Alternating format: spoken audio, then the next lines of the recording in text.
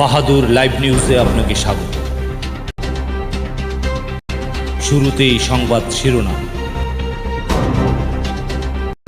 এখন দেখবেন দুপুরের সংবাদ।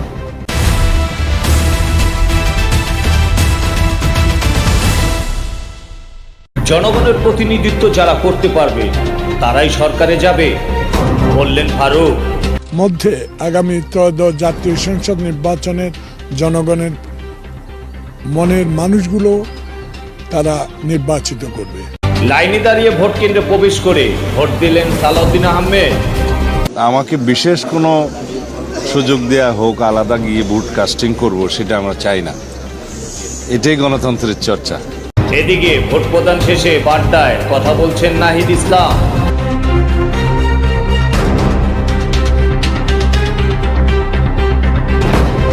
বাংলাদেশকে এগিয়ে নিয়ে যাও। আপনি নির্বিঘ্নে ভোট দিয়েছেন, তবে দেশব্যাপী গতকালকে ভোট প্রদান শেষে সাংবাদিকের সামনে হাসনাত আব্দুল্লাহ।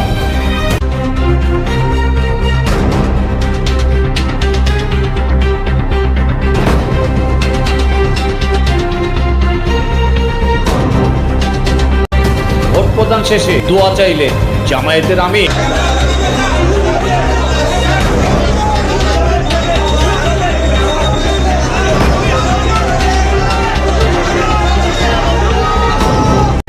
ভোট প্রদান করেছেন ইসলামী আন্দোলন বাংলাদেশের সৈয়দ মোহাম্মদ ফয়জুল করিম।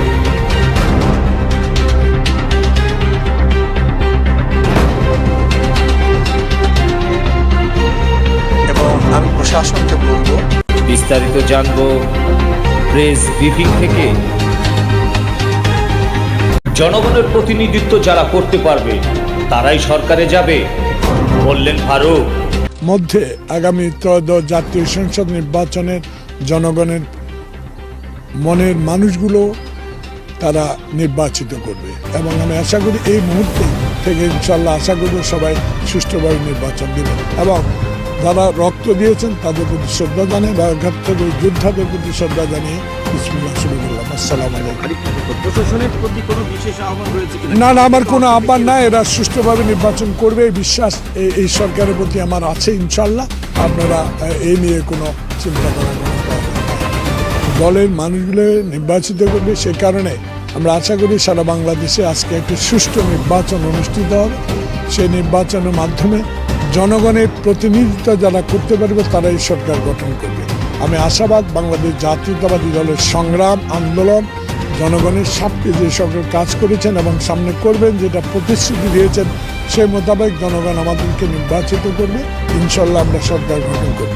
তবে সারা বাংলাদেশে ভোটারদের প্রতি আমার আবেদন, ইনক্লুডিং সেনবাগ এবং সোনামুড়ির আংশিক সবাই যেন সুষ্ঠুভাবে কোনো রকম জটিলতা সৃষ্টি না করে নির্বাচনে ভোট দাও। লাইনে দাঁড়িয়ে ভোট কেন্দ্রে প্রবেশ করে ভোট দিলেন সালাউদ্দিন আহমেদ। আমাকে বিশেষ কোনো সুযোগ দেয়া হোক, আলাদা গিয়ে ভোট কাস্টিং করব, সেটা আমরা চাই না। এটাই গণতন্ত্রের চর্চা। আমার অত্যন্ত আজকে আনন্দ লাগছে। আমি অত্যন্ত আনন্দিত যে আজকে দীর্ঘ 17 বছর পর আমরা যে ভোটাধিকারের জন্য এত সংগ্রাম করেছি, আন্দোলন করেছি, রক্ত দিয়েছি, আমাদের সন্তানরা শহীদ হয়েছে, সেই ভোটাধিকার প্রয়োগ হচ্ছে আজকে সত্যিকারের গণতান্ত্রিক বাংলাদেশ বিনির্মাণের জন্য। আমরা এই যাত্রা ইনশাআল্লাহ এক নতুন বাংলাদেশের গণতান্ত্রিক যাত্রা শুরু করতে চাই। যেই গণতান্ত্রিক যাত্রা আর কখনো থামবে না। এদেশের মানুষের গণতান্ত্রিক অধিকারের জন্য, ন্যায্য অধিকারের জন্য কোনোদিন আর রক্ত দিতে হবে না। সেই বাংলাদেশ বিনির্মাণের জন্য গণতান্ত্রিক চর্চা আমাদের অব্যাহত রাখতে হবে। গণতান্ত্রিক সংস্কৃতির মধ্য দিয়েই আমাদেরকে অতীতের ফ্যাসিবাদী সংস্কৃতিকে বিলুপ্ত করতে হবে। কেবল গণতান্ত্রিক সংস্কৃতির চর্চার মধ্য দিয়ে আমরা এই জাতিকে এগিয়ে নিয়ে যেতে পারি। এদিকে ভোট প্রদান শেষে বাড্ডায় কথা বলছেন নাহিদ ইসলাম।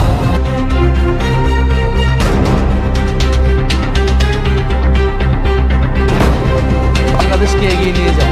আপনি নির্বিঘ্নে ভোট দিয়েছেন, তবে দেশব্যাপী গতকালকে অভিযোগ ছিল। কুড়িগ্রামে আপনারা দেখেছেন আতিক মুজাহিদ, নোয়াখালীতে হান্নান মাসুদ, হাতিয়াতে, এছাড়াও এরকম কয়েকটি জায়গাতে আর হাসনাত আব্দুল্লাহর এলাকায় সেখানে কিন্তু ক্রমাগত কয়েকদিন ধরে একটা হয়ে, ফলে অনেকগুলা জায়গাতে ইভেন আমার এই ঢাকা 11 আসনেও গতকাল রাতে অনেকগুলো জায়গায় আমাদের যে ক্যাম্প বসেছে ভোট কেন্দ্র সংলগ্ন, সেই ক্যাম্পে কিন্তু হামলা হয়েছে, বন্ধ করে দেওয়া হয়েছে।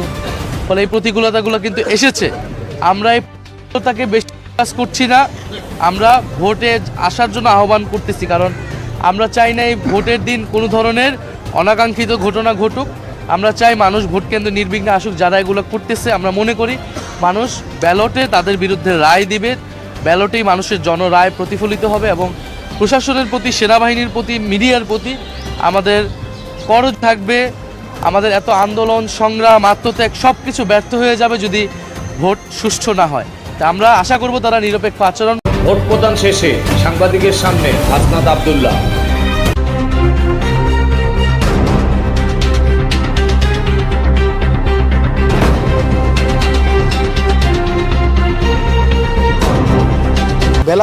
বেলা গড়ানোর সাথে সাথে ভোটের যে পরিস্থিতি সেটা কতটা পরিবর্তন হয়, উৎসাহটা আমরা আশা করি সেটা বজায় থাকবে এবং মানুষ সবাই উৎসাহে ভোট দিতে আসবে। তবে যেটা হয়েছে যে আমরা গত 2 দিন দেখেছি যে ভোট যেন না দিতে আসে এবং নিজের বিরুদ্ধে ভোট দিলে বাড়িঘর জ্বালিয়ে দেওয়ার কথা বলা হয়েছে, যে আমার বিরুদ্ধে যদি ভোট দেওয়া হয় বাড়িঘর জ্বালিয়ে দেওয়া হবে, এই ধরনের বক্তব্য দিয়ে ভয়ভীতি দেখানোর একটা প্রচেষ্টা ছিল। একই সাথে সাথে আমরা গতকাল দেখেছি যে যারা জুলাইয়ে আপনার দেবিদারে গুলি করেছে, হত্যা করেছে, মানুষ হত্যা করেছে, ইয়াসিন সাব্বির, রুবেলদেরকে হত্যা করেছে, রুবেল ভাই বিএনপির নেতা ছিলেন, ওনাদেরকে হত্যা করেছে, তারা আবার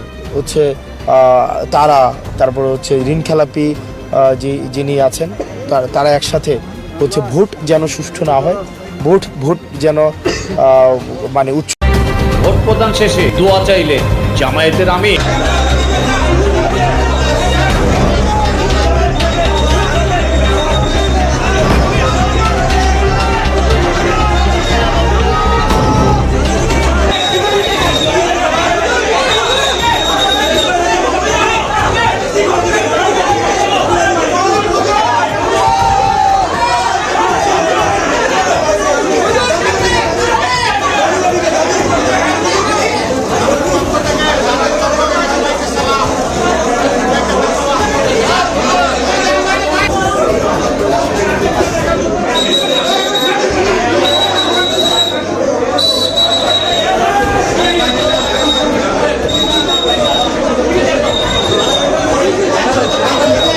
নতুন লাক্স, যা ত্বককে করে কোমল আর দেয় ব্রাইট গ্লো। ট্রাই করো লাক্স।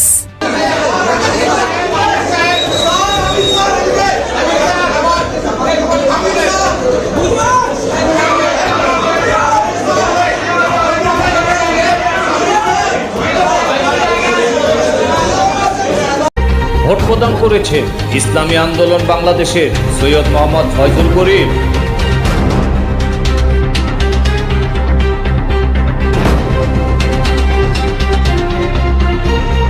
এবং আমি প্রশাসনকে বলবো, বিস্তারিত জানবো প্রেস ব্রিফিং থেকে।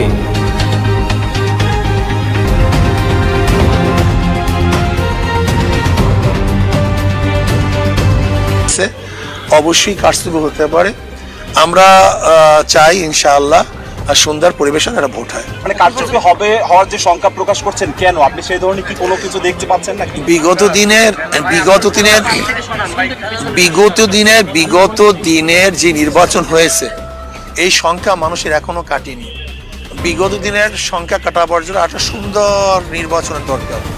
যতক্ষণ পর্যন্ত একটা সুন্দর নির্বাচন উপহার না দিবে ততক্ষণ পর্যন্ত যতই আমরা মুখে ভালো কথা বলি না কেন, প্রশাসন যতই সুন্দর সুন্দর কথা বলুক না কেন, কোনো অবস্থায় মানুষ সংখ্যা মুক্ত হয়। আপনার সবাইকে ধন্যবাদ। ইসলামী আন্দোলন আল্লাহর রাস্তায় আপনারা, আমি আরেকটা কথা বলি, আমি মনে করি সাংবাদিকরা হলো এই জাতির বিবেক। আপনারাই পারেন আর সুন্দর সুস্থ পরিবেশে একটা নির্বাচন উপহার দেওয়ার জন্য, আপনারাই মনে করি যথেষ্ট। যদি আপনারা সচেতন থাকেন ইনশাআল্লাহ কোনো অবস্থাতেই এই নির্বাচনের মধ্যে ভিন্ন পরিবেশ। আমরা শব্দ নয় সত্য বলি, আমরা গুজব নয় খবর দেই, সদা জাগ্রত আমাদের চোখ। খবর আগে, সত্য সবার আগে। বাহাদুর লাইভ নিউজ। একটি নিরপেক্ষ, নির্দলীয়, আন্তর্জাতিক সোশ্যাল মিডিয়া। সত্য জানুন, সচেতন থাকুন। আল্লাহ হাফিজ।